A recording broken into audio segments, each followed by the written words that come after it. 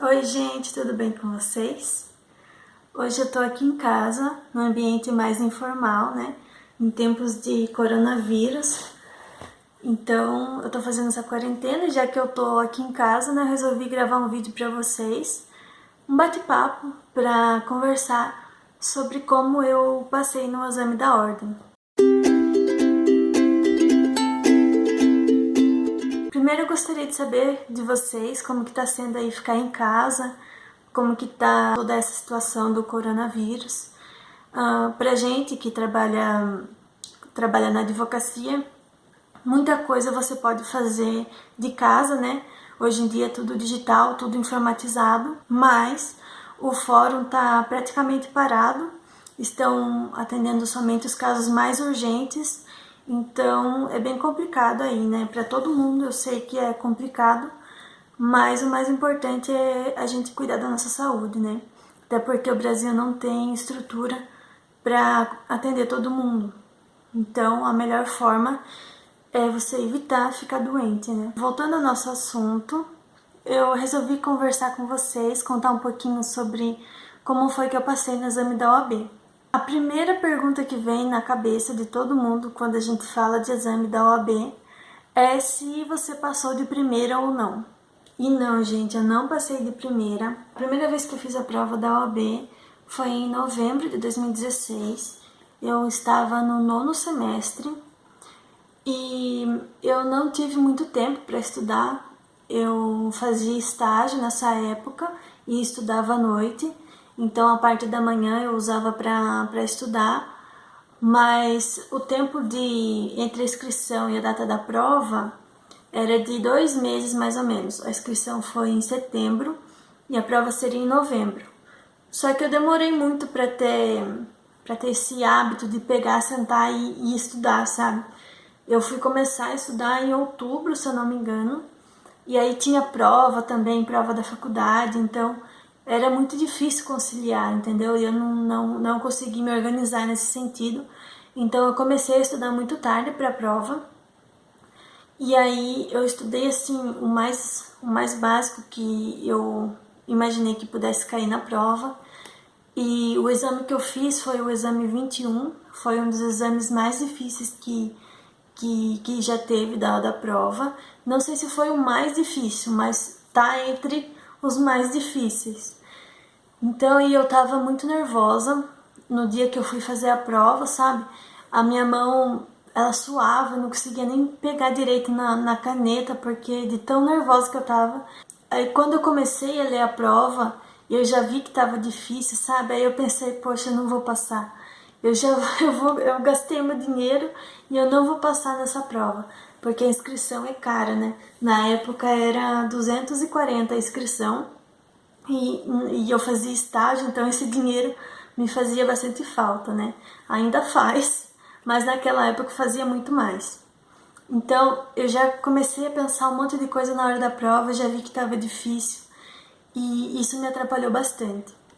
Outra coisa que me atrapalhou foi eu não ter realmente sentado e estudado para valer para passar na prova.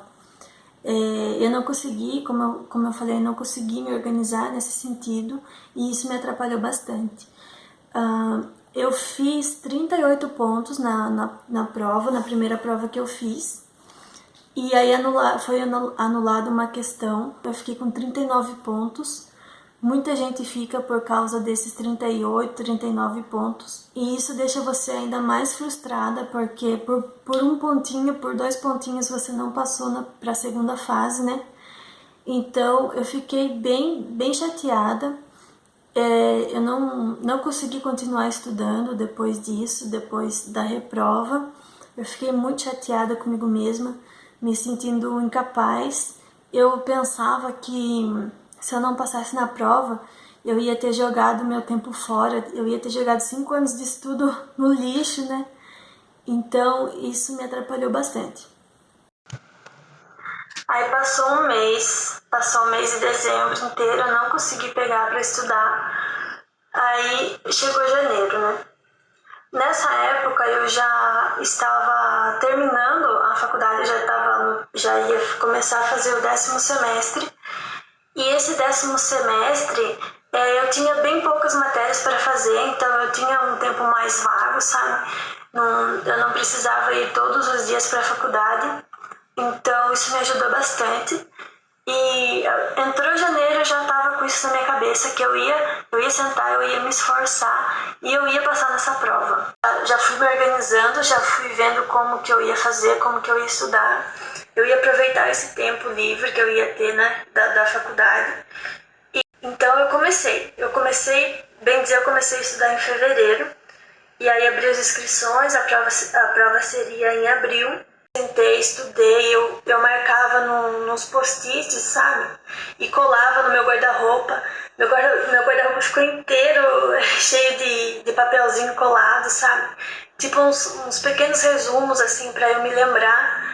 Aí eu deixava no espelho da penteadeira também. Aí toda vez que eu ia lá me arrumar, né, pentear meu cabelo, eu lia aquilo que estava escrito. E aí eu fui guardando, né, fui memorizando aquilo, fui entendendo do assunto. E como que eu estudei? Eu preferi estudar por videoaula, porque isso me ajudava bastante. Mas depende de você também. Para mim a videoaula super funcionou, mas para você pode ser que outro método seja melhor.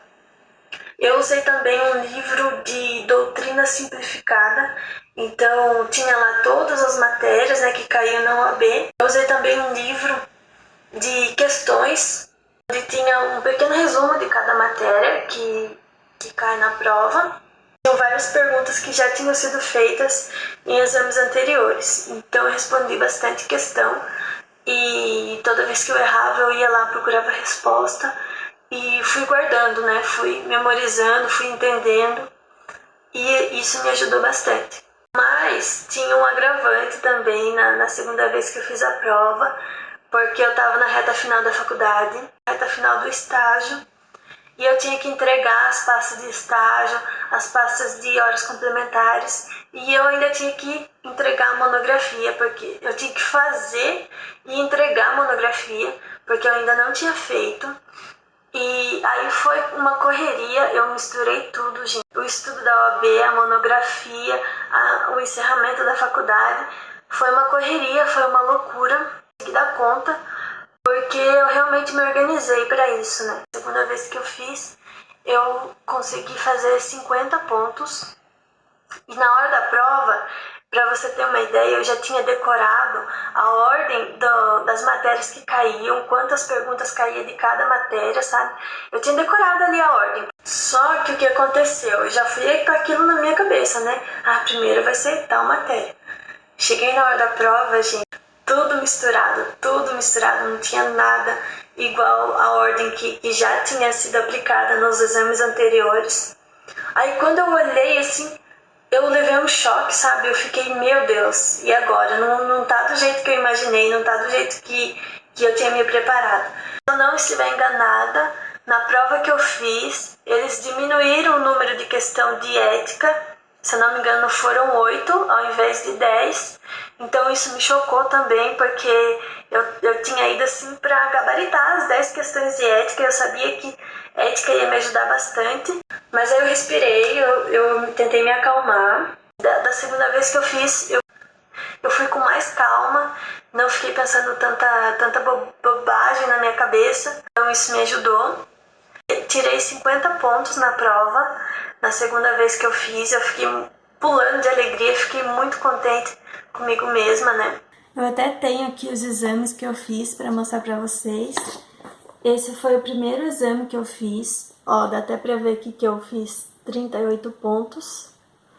Esse foi o primeiro que eu fiz, o exame 21, aqui ó, o exame 21 que eu fiz.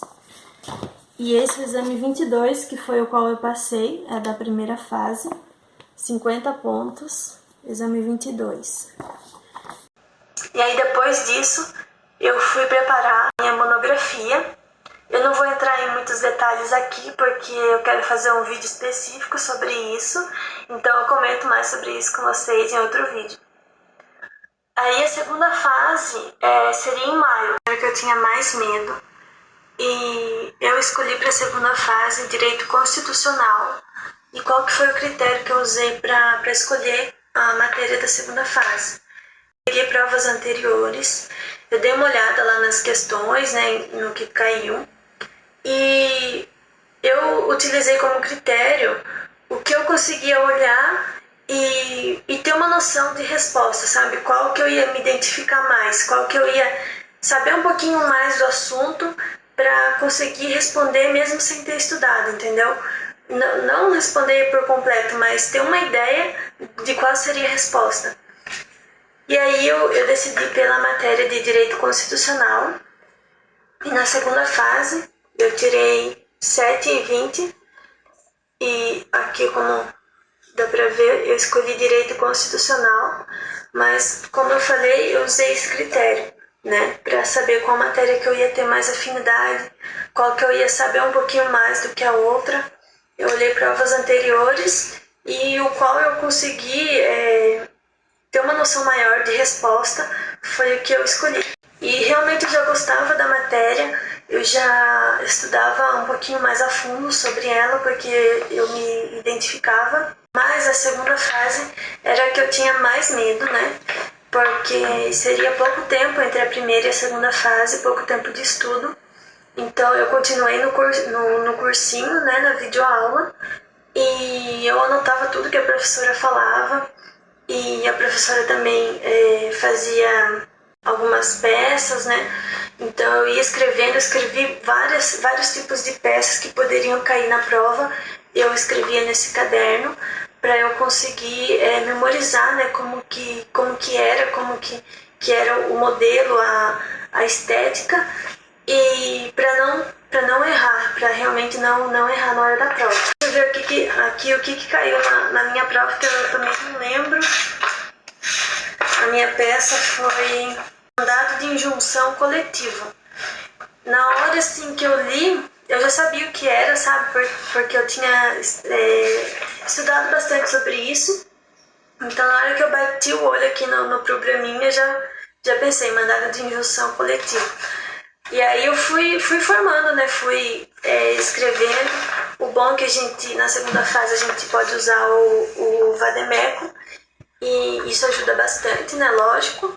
Só que você tem que saber onde é que tá cada coisa, senão você perde muito tempo procurando.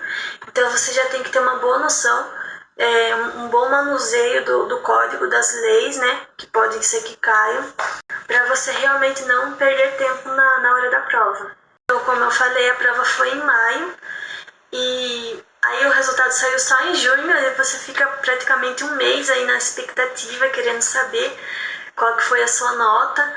E, nossa, na hora que eu vi meu nome na lista, que eu vi que eu tinha sido aprovada, eu fiquei muito feliz. E foi, assim, uma conquista mesmo, né? Porque não é fácil, gente, não é fácil. Você que tá aí, que já prestou várias vezes e não passou, não fica sentindo mal com você mesmo. Eu sei que é normal a gente se sentir assim, mas tenha fé, persista, continue aí na luta, que uma hora você consegue, uma hora chega a sua vez. E a quantidade de vezes que você faz a prova para você passar, isso não importa, gente. Na hora que, depois que você passa, depois que você tá com a sua carteira da OAB, ninguém vai perguntar para você quantas vezes você teve que fazer o exame da ordem para passar. Então, isso é o de menos. O importante é você não desistir e você conseguir alcançar o seu objetivo. Bom, gente, então é isso. Esse é um pouquinho da minha história, né? Que eu tô compartilhando aqui com vocês. Se vocês querem saber mais alguma coisa, deixe aqui nos comentários. Se inscrevam no canal, curtam o vídeo, compartilhem aí com seus amigos. E é isso. Até o próximo vídeo.